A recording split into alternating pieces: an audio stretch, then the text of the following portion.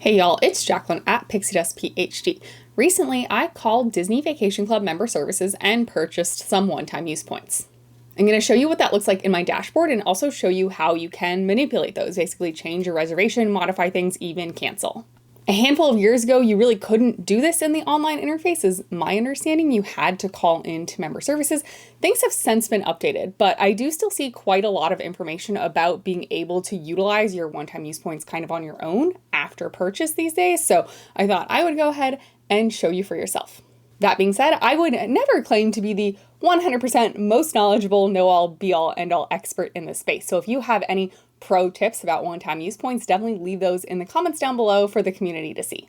And if you have any questions, also leave those in the comments down below and I will do my best to help you. Now, you cannot purchase one-time use points online. You do have to call member services. And officially, you have to purchase one-time use points in order to make a reservation. As of this recording, you can purchase 24 one-time use points per membership, so per use year. For example, I have 2 contracts, but they have the same use year. I have an August use year on both, so I am only eligible to buy 24 one-time use points per use year. If you had multiple contracts with different use years, then you have separate memberships, and I believe you are eligible to buy 24 one-time use points per membership then, so per use year that you own. All Disney Vacation Club members, including those who bought in via the resale market and are resale restricted, are eligible to purchase one-time use points.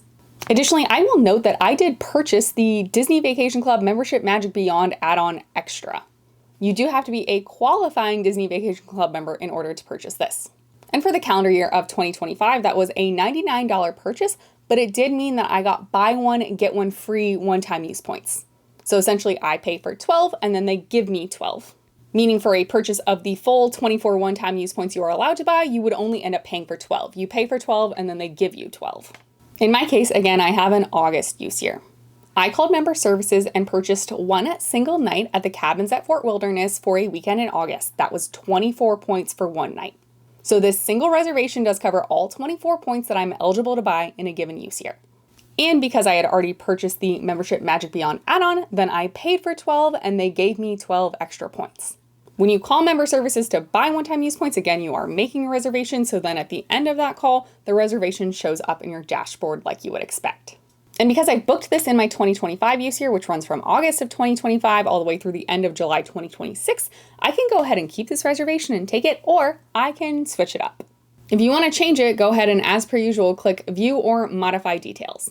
Now, if you want to cancel, you can do so down below. We'll come back to that later. But if you just want to modify the reservation, say change the date, change the resort, anything like that, you're going to go ahead and click this Modify up here above the guest listing. And when you click that Modify, it's going to take you to the standard Disney Vacation Club booking page. Of note, we are now seeing this is my home resort selection, and it is saying I have Bay Lake Tower and Villas at Disneyland Hotel, which is true. I do own both of those contracts, but we've also got Riviera Resort and Vero Beach. My understanding is when you buy one-time use points, they have to get assigned to some home resort. I don't really understand how that's picked, but because essentially this was a transaction of 12 points and 12 points, I ended up with these 2 extra little weird home resort add-ons. And note here that when I'm trying to modify my one-time use point reservation at the Cabins at Fort Wilderness, I'm actually not allowed to do that at Villas at Disneyland Hotel or Aulani or the Grand Californian. I'm not sure what would happen if you bought one-time use points to make a reservation at any of those resorts. I don't know if then the Disney World resorts would be blacked out, for example. If you do know with certainty, please do let me know in the comments down below.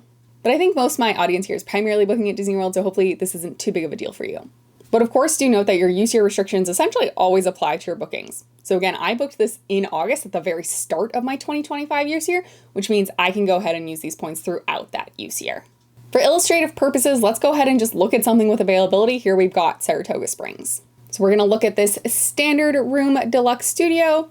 Tons of availability. So this night, August 2nd, is the exact night that I already have booked for the Cabins at Fort Wilderness. But as of today, when I'm filming this, I can actually book out through December 8th. That is my 7-month mark. And so let's go ahead and pretend that we're going to book 2 nights in November. Let's say that's 28 points. Again, because the one-time use points we purchased were for a reservation within the same use year as this reservation, there's no problems. But I would highly discourage you from purchasing one-time use points for a reservation at the very end of your use year, because if you do need to cancel or modify, those points are just gone. You can't bank them. All right, so here we see my current reservation is at the Cabins at Fort Wilderness, and then this is what we are changing it to. And here's the select your contracts view. Because I am already modifying that existing reservation from the one-time use points, the system is smart enough to know to use those points first. And specifically, you can see here that I have 12 points assigned to the Riviera Resort that are called one-time use points. And then I've got another 12 points assigned to Vero Beach that are called transferred in. I assume that the transferred in points are representative of the buy one, get one deal that I got from buying the Membership Magic Beyond add-on. My assumption, if you did not buy that add-on, would be that all the points you purchased would be wrapped up in one single contract instead of split up into two. Now, while I'm modifying, I can choose not to use these points if I don't want to for any reason. You simply click them to uncheck the box. Then you can see that my actual home resorts, the contracts I truly own, have now floated to the top. So again, if you don't want to use those one-time use points for this modified reservation for whatever reason, you can absolutely just select another contract, no big deal. But if you do purchase one-time use points, I would highly suggest you use them. So yeah, go ahead and use those first. And when you're making multiple selections, it will appear in the order you're going to use these. So now it's saying use the Riviera Resort points first and then use the Vero Beach Resorts second. These 2 nights are actually 28 points, a little more than the 24 points I have from one-time use points. So I would have to select another contract to finish this out. Just for this example, I will pick my Bay Lake Tower contract. And then you'll go ahead and hit continue. If you had points available to borrow and you needed to borrow points to finish the reservation, that option would also be open to you. Essentially, that's that. That's your example of modifying a reservation online using one-time use points that you've purchased. So you do not have to call in to member services to do this. Now, I am not going to complete this reservation because I actually don't want to do that modification, but I hope that look was helpful for you. Another thing I wanted to show you was the view of my vacation points. Let's go ahead and look at that. So even though you've purchased these one-time use points and they do sit in your account for booking, they will not be reflected in your vacation points count. If you recall, I did make an August of 2025 reservation with those one-time use points. If we move over to August of 2025 in my points view, we're not seeing them. All I have in this view are the contracts I actually own, so Bay Lake Tower and Villas at Disneyland Hotel. Remember how my one-time use points were assigned to both Riviera and Vero Beach? You are not seeing that in your points summary. And yet still, even without them showing up in your points summary, we are able to use them online through the booking tool. And in your dashboard overview, again, these one-time use points will not be reflected in that vacation points summary. Now, personally, there are a lot of things I could do with these points, but I want to have them available just in my account to use for a possible waitlist. It's a little scary doing this, but the best way to do it is to go ahead and cancel that reservation you made with those one-time use points. So let's go ahead and do that. Again, from your dashboard, you're going to go ahead and click that reservation and then view or modify details. This time, instead of just modifying it, which you totally can do if you want, you can also just straight up cancel it. As I already warned you, all vacation points used to make this reservation will be returned to your account in the use year in which the reservation falls. So I made this for my August 2025 through July 2026 use year. That's where the use year of those points will be. But I know this caveat, and that's when I want to use them for a reservation, so I'm going to go ahead and click cancel reservation. There are a lot of terms and conditions here you can read if you want. I feel comfortable doing this, so I'm really not gonna. I'm just gonna check the box and move forward.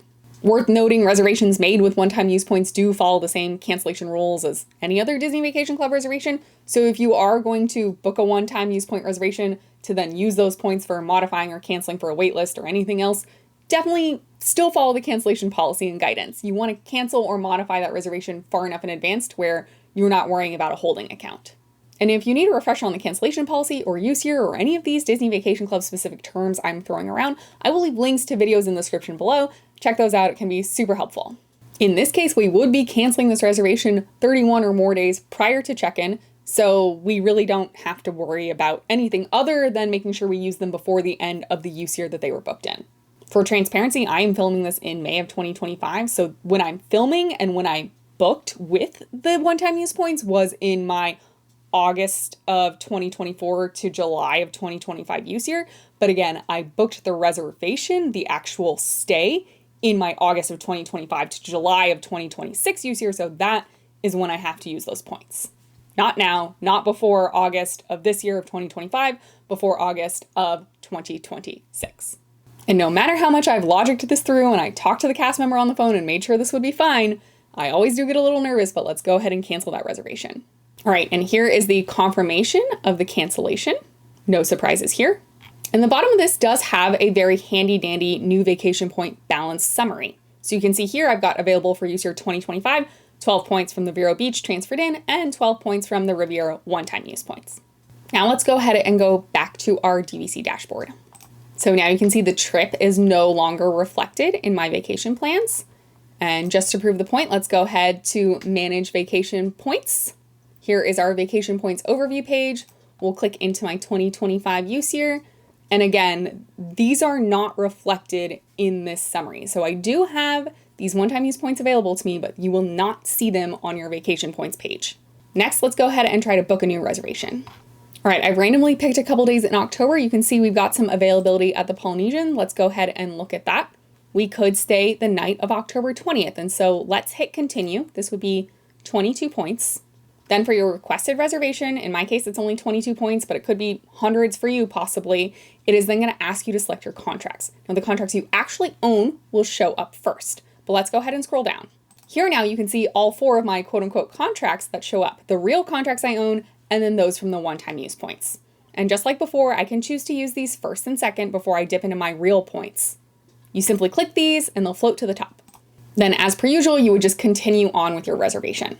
So your one-time use points will never show up in your actual point summary, but you can use them in the online booking tool. You do not have to call member services in order to modify your one-time use points, and you can cancel those one-time use points and use them later should you please.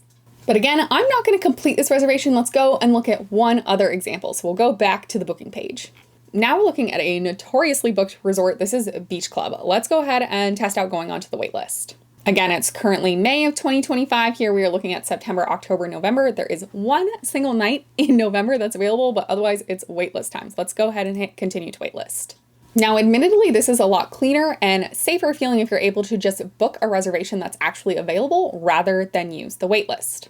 However, I've done this method that we're going to talk about in just a second in the past, and it's been fine, but it does require a little bit more work on your end. As per usual, when you waitlist a reservation, you are going to let them know if you want that waitlist request to expire 31 days before arrival or 7 days before arrival. And then if you have an existing booking, it is going to ask you if you would like to replace that booking. In this case, I don't want to replace this booking that I have, so we're going to say don't replace the booking.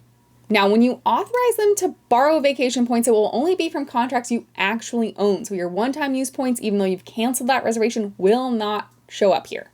However, if you are comfortable with taking this probably small risk, because it is a little bit of a workaround, I don't think it's officially allowed, I don't think it's written down, you can go ahead and authorize the borrowing, and then hopefully your waitlist comes through. Then when your waitlist comes through, you can just call member services and ask them to swap the points out. So in my case, it would be, can you swap out the points for this reservation from my Bay Lake Tower points to the one-time use points from Riviera and Vero Beach on the back end? In the past, I have not had any issues doing this. You cannot swap out your one-time use points in for a reservation that you used your 11-month priority for, but anything 7 months and under has been pretty okay. That being said, if you want to avoid this like a little bit of a loophole workaround entirely, here's the best way to do it. Honestly, the cleanest way to do this is just to not cancel the one dummy reservation I already made, but I wanted to show you this. So now I'm going to go ahead and search for an open room. The dates I'm looking for have to be within that same use year I'm trying to book. And ideally, I want to push this out as far as I can. Right now, I'm a little limited just because 7 months from when I'm filming is only December. And again, my use year will go through the next July. So I might have to a little bit continuously push this out. It all just depends on when I want to end up using these points. So for example, if it was another month from now or so, I could go ahead and book 2 of these 12-night points in January to use all 24 of my one-time use points. Because we're not quite there, I'm just going to go ahead and book this last day of September single night in a 1-bedroom for 24 one-time use points. So I'll go ahead and hit continue. As we've already seen, I will go ahead and select these 24 points from that one-time use point purchase to make this reservation. Because it's only 24 points, I won't need to select any of my other contracts. Here's the selected contract summary on the booking page. It's exactly what I want to see. Again, I kind of already had this done with the cabins at Fort Wilderness booking, but just wanted to show you this process. And so now we're booking this room. Let's go back to say that we want to stay at the Beach Club. Again, presumably you're going to have to waitlist it. So if you do think you're going to book a room that you can just book straight out, again, you can just cancel your one-time use points reservation and then book using those points like I just showed you. But if you do think you're going to waitlist and you don't want to play the game where you have to call member services and have them swap out the points, again, here's your safest bet. You book something for the amount of points, and then you're going to go ahead and waitlist the in-demand room and replace that booking. So let me show you what I mean. We booked a Saratoga Springs room, I believe, with my one-time use points for the last day of September.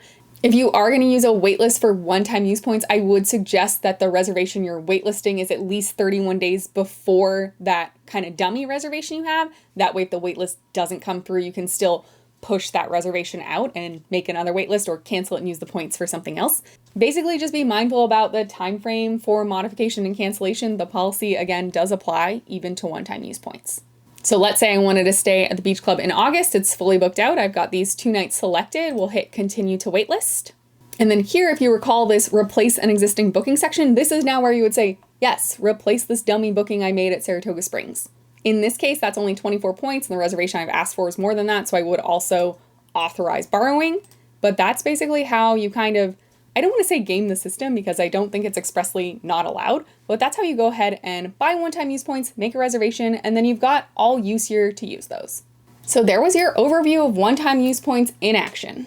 Again, you do have to call member services to buy them, and officially you do have to be booking a reservation in order to make that purchase. But once you have that reservation, it is online in your member dashboard, and you are able to modify it and cancel it as you see fit. Modifications to an available room are extremely straightforward. Canceling is also pretty straightforward. Then following cancellation, if you make a new organic booking to a genuinely available room, using those one-time use points first is also extremely straightforward. The waitlist gets a little dicey, and it's not that it's impossible, but you are taking on more risk. If you've canceled the reservation you made with those one-time use points, those points do exist in your account. However, you don't actually own those contracts, so you cannot authorize online the borrowing from those contracts when joining a waitlist. Now, again, in the past, I have authorized borrowing from one of my other contracts, and then when the waitlist came through, I simply called up and member services was able to swap out the points for me. So swap out my natural contract points to the one-time use points. That being said, that's not necessarily a guarantee. The policy could change at any time. Maybe I just got a particularly friendly cast member that time. I do have friends who have done this successfully, but I don't want you to feel like that is 100% guaranteed. It's also entirely possible that to swap out the points, in my head, a thing that's maybe happening tech-wise on the back end, they might just be canceling my reservation and then immediately rebooking it, which there is always a chance then, if that's how it works, that once you hit a cancel, someone else snags your night. So there is definitely risk involved. Again, I don't want to present this as if it's a 100% foolproof strategy. The much more foolproof way is if you just have a confirmed booking. So that could be the original booking you made when you called member services. It could also be that you canceled that and then pushed that date out, as time goes on, like I just showed you. I originally had a 24-point booking at the Cabins at Fort Wilderness in August, and now I have a 24-point booking at the end of September at Saratoga Springs. But once you have that reservation in your account, if you want to go ahead and waitlist something, you can select that reservation as replace this existing booking. And then certainly the DVC cast member will know, oh, let me use the points for this existing booking for this waitlist before I move on to the authorized borrowing points. Apologies if that's a tad convoluted, but you do kind of have to play the game if you want to try to use one-time use points to book a waitlisted room. Otherwise, again, if you want to book a room that's fully available with one-time use points, super simple, straightforward, and easy. I don't actually want this beach club reservation that I just showed you in terms of an example for replacing an existing booking with one-time use points with a waitlist booking, so I'm not going to complete that. But I hope that this example was helpful for you to see. I am hoping to use these one-time use points in a future adventure, so stay tuned for that. And again, if you are going to play this game of having a one-time use points booking to then replace with a waitlist, you are going to want to try to keep pushing your one-time use points booking out as far out as you can. That's a little bit of my paranoid brain. You probably don't have to, but if you're not going to keep pushing it out, definitely keep an eye on 32 days before that reservation would begin so you can cancel it or modify it to push it out if you don't actually want to go on it and you don't want your points to go into holding. I know this is complicated, so again, if you have questions, leave those in the comments down below. If your query does involve a specific scenario, the more concrete details you can give me in your comment, the better of an answer I can give you. For example, if you give me exact dates of what you want to move around and the scenario you're working with, I can then give you exact dates in my reply. If you found this helpful, entertaining, or informative, please be sure to hit the thumbs up button to like the video and consider subscribing to the channel. I've got a lot of great DVC content. And once you're subscribed, you can ring the bell icon to receive a notification whenever I upload new videos. All these free actions really help out the channel, and I super appreciate your support, and many extra thanks to all of my monthly supporters over on Ko-fi. How much do you muck around with waitlists and one-time use points? It does feel a little risky. That being said, if you're able to plan very far in advance, literally every time I've gone on the waitlist right at 7 months, it's come through for me. It's a small sample size, so it's a biased statement, but I do think, planning ahead really helps. I definitely play the game. I don't think it's for the thrill of the chase, but I do play the game and I'm always happy when the waitlist comes through and I get that dream resort booking. Looking forward to hearing your thoughts and questions. Thanks again so much for being here. I hope the rest of your day is magical, and we'll see you real soon at Pixie Dust PhD.